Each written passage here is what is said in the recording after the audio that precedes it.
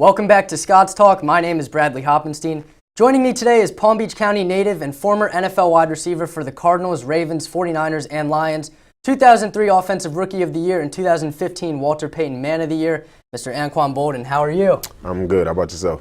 Great to have you here with us. You just spoke to our upper school about social justice reform, political and social issues, but we're going to focus on the sports stuff and your NFL career, of course, right now.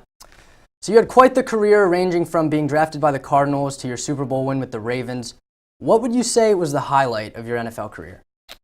That's easy. Winning the Super Bowl with the Baltimore Ravens was definitely the highest of the high when it comes to the NFL. So when that clock hit triple zeros in the Super Bowl, what was the first thought that went through your mind? Where's my family? Because those were the people that supported me throughout my career. Had it been, high school, college, and even in the professional ranks. So, my first thought was to find my family and enjoy the moment with them. Of course, the league's gone through a lot of changes since you played. You almost played in a different era of the game. Now we've seen the NFL trying to protect players more, the league so much more offensively driven now. What do you think of all these changes? What do you make of how the league's changed? Like you said, it's a different game than, especially when I first came into the NFL. It's completely different. The main emphasis is, safety. Nowadays, if you hit somebody hard, whether it's legal or not, I think you're getting flagged on it. But, when I first came in the league, I remember they had a segment like on ESPN of like the biggest hits. Like that was the thing that was selling football then. But I think it's kind of scared a lot of people, especially with seeing older players who've been removed for the game for quite some time and the injuries that they're dealing with, also CTE.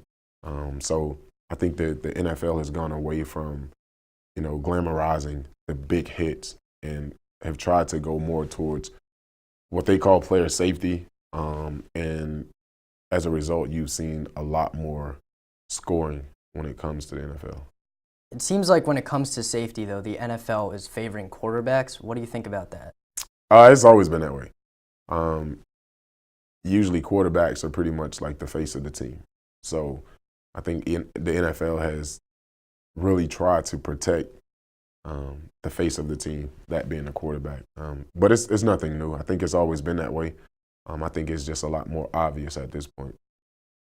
We've seen since your retirement, you do a lot of work in the communities. You're helping out in a lot of different ways.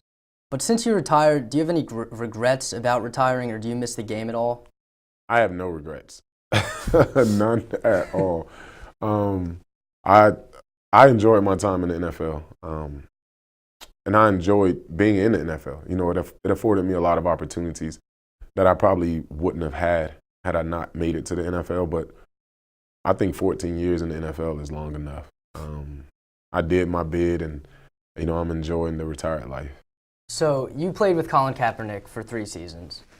Now, athletes have always used their platform to speak on issues, but it seems like since Colin Kaepernick started sitting for the anthem, there's kind of been a spark in the NFL, and due to this, there's now a disconnect between players and the league. So how do you think the players and the league could come together to kind of fix this almost broken relationship? I think players and the league have actually joined together.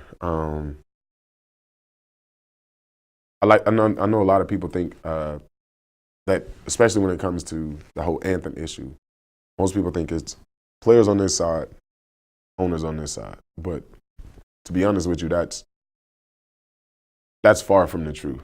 And I think, anytime you have people who paint things with a broad brush, I think that's irresponsible. All players don't think the same. Like, if you poll all of the players, you would get different perspectives when it comes to the whole anthem issue thing. All owners don't think the same. If you poll all of the owners, I'm pretty sure you'll come up with different answers from each owner. I've had the ability to actually sit across from owners and get their take. I've actually had owners who endorsed players who stand up or kneel down when it comes to the anthem. We've actually had owners join in with players who have gone about creating change when it comes to social justice. So to say that the owners are sitting on one side and then the players are sitting on the other side I think is irresponsible. Do you think part of the problem is how the message was conveyed to the public, that there's such a misperception of the issue? Yeah, I think so. I think there was a lot of miscommunication when it comes to that, because most people felt like it was Roger Goodell in the NFL saying players shouldn't do this, and then there were the players saying, well, we want to be heard. Like I said, I've had the ability to sit with and work with Roger Goodell and owners in the NFL. Just here in the state of Florida, for example, I've partnered with Stephen Ross, the owner for the Dolphins, on some social justice issues. We've partnered with Robert Kraft in Massachusetts when it comes to certain pieces of legislation being passed in Massachusetts. So there are owners. Arthur Blank is another guy that I can name.